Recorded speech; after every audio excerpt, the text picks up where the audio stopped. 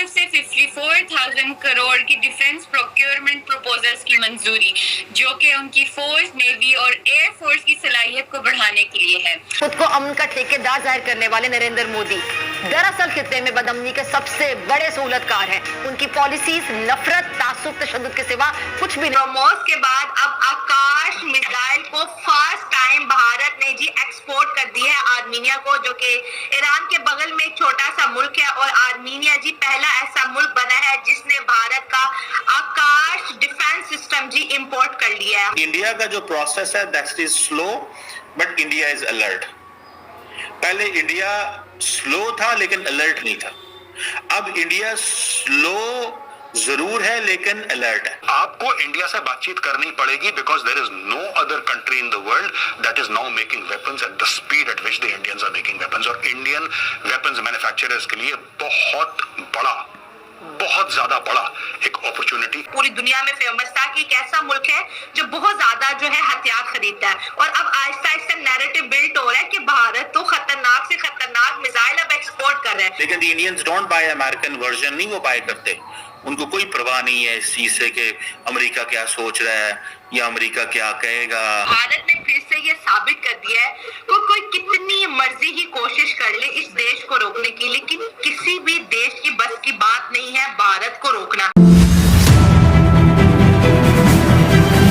जो इम्पोर्टेंट चीज है वो यही समझने वाली है कि इंडिया पिछले कुछ अरसे